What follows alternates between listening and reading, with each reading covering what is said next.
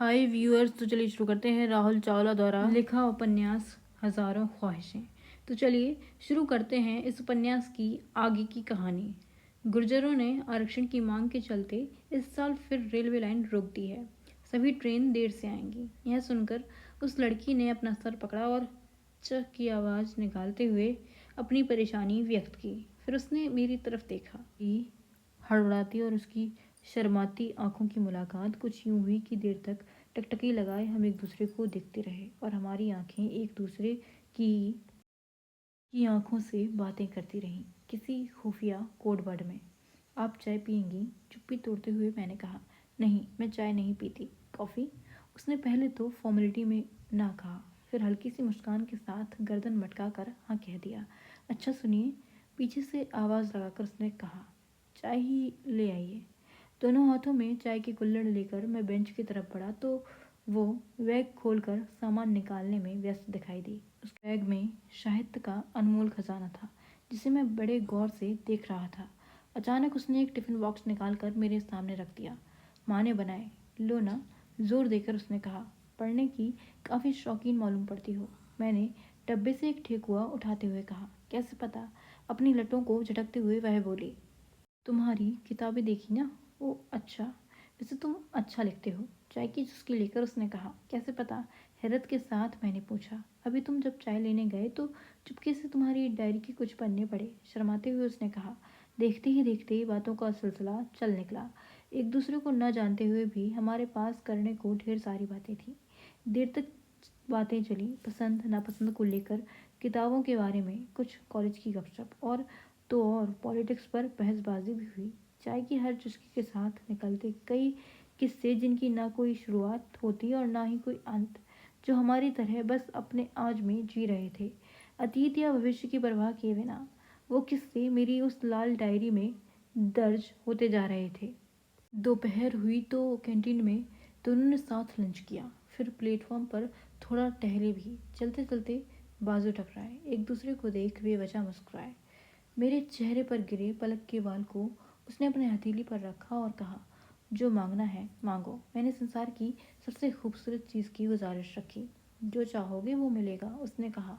फिर देर तलक मेरी ओर देखा। पता ही ना चला कभी यूँ बतियाते 8 घंटे बीत गए। इससे पहले कि हम एक दूसरे को कुछ और जान पाते, एक दूसरे के कुछ और करीब आ पाते। प्लेटफॉर्म पर लगे लाउड स्पीकर ने शताब्दी के आने का अनाउंसमेंट कर डाला। इस ट्रेन को आज ही वक्त पर आना था। कुछ देर और रुक नहीं सकती थी कम वक्त कहीं की।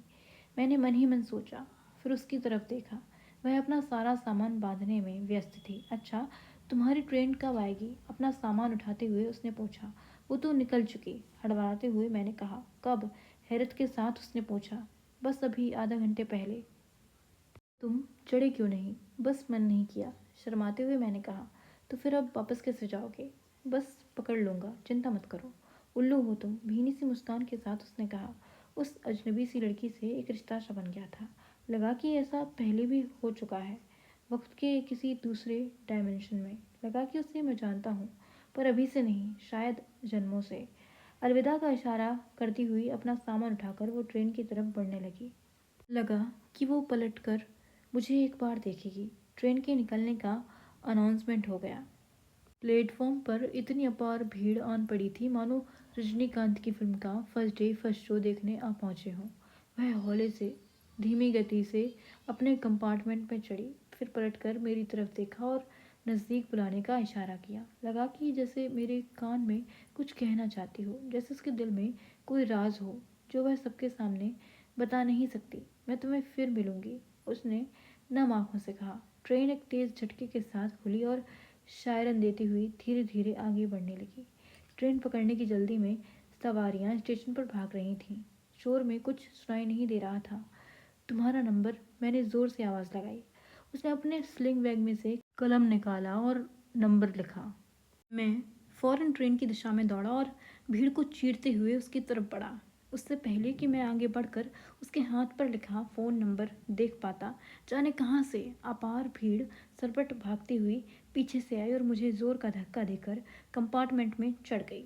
उसने अपना हाथ मेरी तरफ बढ़ाया और ज़ोर से आवाज़ लगाई। जल्दी उठो, ट्रेन निकलने वाली है। मानो अपने साथ मुझे खींच कर ले जाना चाहती हो। मैंने असहाय सी नज़रों से उसकी ओर देखा। मैं अधमरे कीड़े की तरह छटपटा रहा।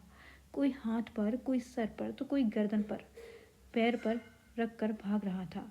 अंधाधुंध दौड़ में मेरी आंखों के सामने वह ट्रेन छूट रही थी। वह अभी भी मेरी तरफ देख रही थी। मिश्री के कुछ दाने उसकी आंखों से छलक पड़े। उन आंखों में खुद के आगे निकल जाने और मेरे पीछे रह जाने की टीस थी। बिछड़ जाने का गम था। उसने दोबारा मुझे आवाज़ दी। मैं तुरंत उठ खड़ा होने को हुआ, पर पाया कि हाथ पैर जाम पड़े हैं, मानो पूरे शरीर को किसी ने जंजीरों में बांध रखा है। बहुत मशक्क़त की, छटपटाया, चिल्लाया, पर हाथ पैर टस से मस न हुए। धीरे धीरे उसका चेहरा धुंधलाता दिखाई देने लगा। वह रेलगाड़ी बुलेट ट्रेन की रफ्तार में मेरी आंखों से ओझल होने लगी थी और वह चेहरा एक तस्वीर बनकर मेरी आंखों के पर्दे पर लटक चुका था। इस उम्मीद में कि मैं भागकर उसका पीछा करूं, पूरी ताकत के साथ हाथों को जोर जोर से झटकते हुए मैं आखिर उठ खड़ा हुआ। उठते ही खुद को किसी कबाड़ खाने में पाया। कुछ वक्त लगा खुद को यह बतलाने में कि मैं कौन हूँ और कहाँ हूँ। आसपास देखा और जाना कि सब जैसा था वैसा ही है। फर्श पर शराब की बोतलों का ढेर लगा था।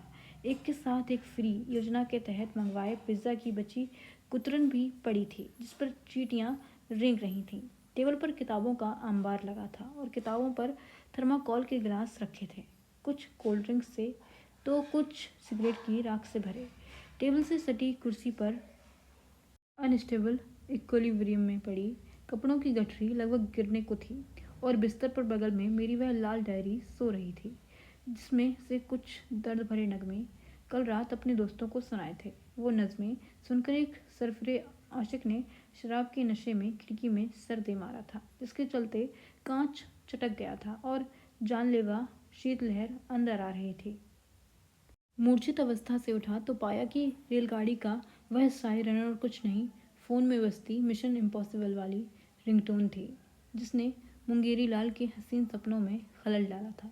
इतनी सुबह सुबह साला कौन कम वक्त है जो फ़ोन बजाया जा रहा है, मैंने मन ही मन बुदबुदाया। जब तक आँख खुलती फ़ोन को रजाई में से ढूंढ कर निकालता और चेहरे के पास लेकर फ़ोन आता, फ़ोन कट चुका था। आखिरकार मैंने फ़ोन को वाइब्रेशन मोड पर रखकर पलंग के साइड में पटक दिया। ठंड से ठिठुरती मेरी उंगलियों ने मखमली रजाई से अपने एक एक इंच को ढका और मैं पूरी तरह से पैक होकर दोबारा गहरी नींद के समंदर में डूब गया। ऐसी मान्यता थी कि हॉस्टल के इस कमरे में पलंग के सिरहाने एक भूत रहता था, किसी सीनियर का भूत, जिसने कुछ साल पहले पंखे से लटक कर सुसाइड कर लिया था। कहते हैं उसे रातों में नींद नहीं आती थी, इसलिए अब वह लोगों के शरीर में घुसकर अपनी नींद पूरी करता है। अच्छा भूत है ना, इसलिए किसी को डराता नहीं, ना तो खुद भटकता है, ना ही किसी को भटकाता है। बस यूं ही बिस्तर पर पड़ा पड़ा पंखे पर लगे जाले देखा करता है, जैसे कि मैं भी देख रहा था। जब जब फ़ोन की घंटी बजती और मेरी नींद खुल जाती। तकरीबन 1 घंटे तक चली इस कशमकश के बाद आखिर नींद टूट ही गई। फ़ोन उठाकर देखा तो पता चला कि पिंटू के 15 मिस्ड कॉल्स हैं। फ़ोन दोबारा बज पड़ा। जैसे ही उठाया उसने गालियों की बरसात शुरू कर दी। अभी कहाँ हो? तब से कॉल कर रहे हैं। भांग खाकर सोए थे क्या? तुरंत पहुंचा, यहाँ इंतज़ार कर रहे हैं तुम्हारा। तुम्हारी वजह से हारे अगर तो दौड़ा दौड़ा के पीटेंगे तुम्हें, धमकाते हुए वह बोला और बिना मेरी बात सुने बेवकूफ़ ने फ़ोन काट दिया। सूरज का भी आलस अब तक उतरा नहीं था। 10 बजने को आए पर नामाकूल के दर्शन न हुए। मैं जैसे तैसे उठा और गैस के स्टोव पर चाय का पैन रखा, इलायची कूटी, अदरक छीली और उबलते पानी में डाल दिया। अलमारी में से एक रेशमी केसर का धागा निकाला और उसे चाय पत्ती संग तड़पने के लिए छोड़ दिया। दूध निकालने के लिए फ्रिज खोला तो पाया दूध है ही नहीं। अब क्या ही किया जा सकता था। एक तो दिल्ली की जानलेवा सर्दी, ऊपर से सुबह चाय भी नसीब ना हो। खैर, अब इतनी हिम्मत नहीं थी कि नीचे उतर कर दूध लाया जाए और फिर चाय बनाई जाए, और ना ही इस वक्त हॉस्टल की मेस में चाय नाश्ता मिलने वाला था। एक तो कल रात लोहड़ी की पार्टी में साले दोस्तों ने लिम्का बोलकर वोडका पिला दी, ऊपर से नशा भी नहीं उतरा। इधर 12 बजे से क्विज स्टार्ट होना है, नहाना भी है और कपड़े, अरे कपड़े तो धोबी को दे रखे हैं यार। अब छोड़ो, फ़ोन करके मना कर देता हूँ, कहूँगा कि तबीयत ठीक नहीं है। मैंने मन ही मन सोचा। हाथ में फ़ोन लिया तो पाया कि फ़ोन में भी बैलेंस नहीं, इसे कहते हैं फूटी किस्मत। जैसे तैसे लॉन्ड्री बैग में से ढूंढ के पुरानी जीन्स निकाली और पिंटू की अलमारी से ब्रांडेड जैकेट चुरा ली। आज का दिन पक्का झंड होने वाला है। गीज़र भी नहीं चल रहा था। यह निठल्ले हॉस्टल के सेक्रेटरी बस वोट मांगने के वक्त आ जाते हैं, झोला फैलाए विकंगी कहीं के। सर्दी के वक्त में गीज़र नहीं चलता, गर्मी के वक्त में वाटर कूलर गोली देने और लंबी लंबी फेंकने में चैंपियन रहे हैं साले। नेता लोग सब ऐसे ही बनते हैं, मैं मन ही मन बुदबुदाया। Thank you for watching.